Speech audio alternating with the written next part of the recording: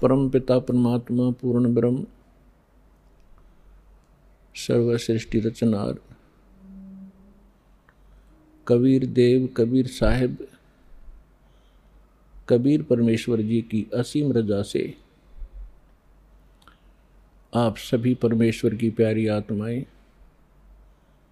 परमात्मा की महिमा सुनने के लिए उपस्थित हुए। लखबर सूरा जूझ ही लखबर सामदे लखबर यति जहान में तब सतगुरु शरणाले। जो पुण्यात्माएं वर्तमान के अंदर मानव शरीर प्राप्त हैं, उनके पिछले पनों की कोई गणना नहीं की जा सकती कि युगों युगों के आपके कितने शुभ संस्कार आपके साथ हैं। उनसे भी पुण्यकर्मी प्राणी वो हैं जो बरवाला आश्रम सतलोक आश्रम बरवाला जिला हिसार हरियाणा में पहुंचते हैं, दीक्षा प्राप्त करते हैं। पुण्यात्माओं, हमारे को सतगुरु नहीं मिले, हमारे को आध्यात्मिक टीचर ठीक प्राप्त नहीं हुए, जिस कारण से हम परमात्मा से मिलने वाले जो लाभ होते हैं उनसे वंचित रहे और मानव शरीर को व्यर्थ करके हम संसार छोड़कर चले जाते हैं। आगे चल के ना जाने कितने कष्ट हम उठाया करते थे, उनका हमें ज्ञान नहीं था कि इससे आगे भी कुछ है। अब परमात्मा के इस तत्व ज्ञान से, इसके प्रकाश से हमें वर्तमान का और भविष्य का और भूत की जानकारी होने लगी। भूत की कैसे है, वर्तमान की कैसे है और भविष्य की कैसे हुई। आज कोई दुखी है वो अपने पाप से है, आज कोई सुखी है तो अपने पुण्य से है। ये विधान है परमात्मा का, इस बात को सभी मानते भी हैं।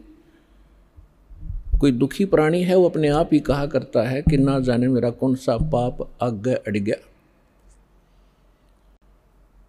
और जो सुखी होते हैं उनको उनके विषय में सभी कहते हैं भाई घने अच्छे कर रखे थे आपने पिछले जन्म में।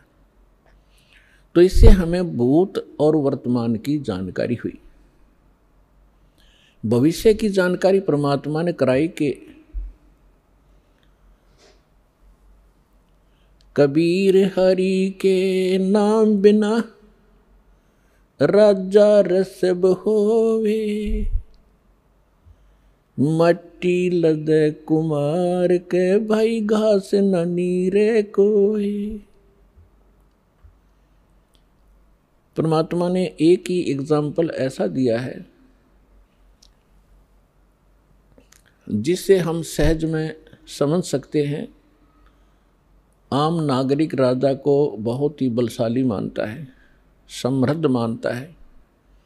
परमात्मा कहते हैं यदि राजा भी भक्ति नहीं करता है परमात्मा की, नेक्स्ट उसकी लाइफ गधे की होगी।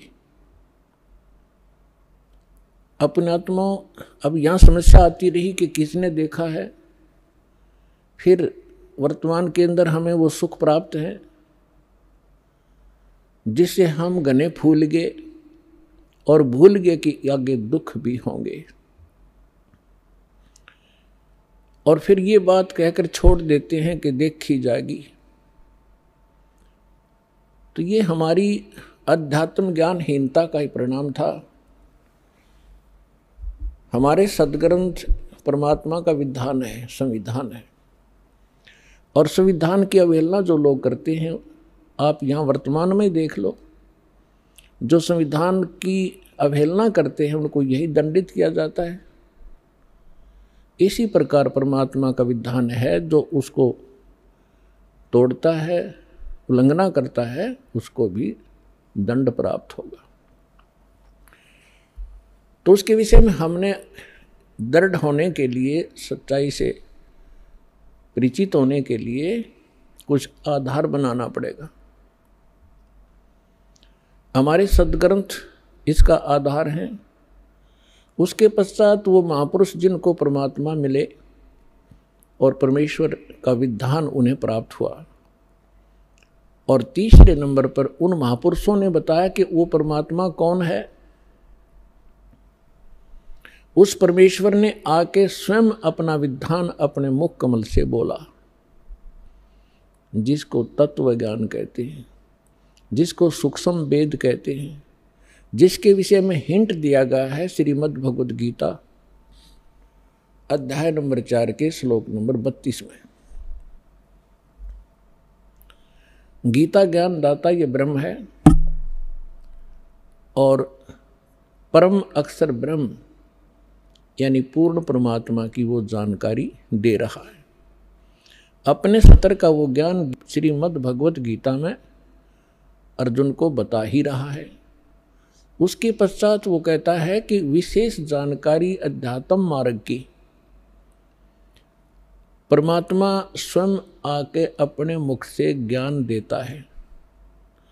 उस परमात्मा के मुख से उच्चरित वाणी को तत्व ज्ञान कहते हैं। उसके अंदर धार्मिक यज्ञों की, धार्मिक अनुष्ठानों की जानकारी विस्तार से कही गई है। और चौथे अध्याय के 34वें श्लोक में गीता ज्ञानदाता कहता है कि उस तत्व ज्ञान को तू तत्वदर्शी संतों के पास जाकर समझ। उनको दंडवत प्रणाम करने से, कपट छोड़कर उनकी सेवा करने से वो तत्वदर्शी संत तुझे परमात्म तत्व की जानकारी तथा तत्व ज्ञान का उपदेश करेंगे। तो इससे एक तो ये सिद्ध हो गया कि गीता जी के अंदर वो ज्ञान नहीं है।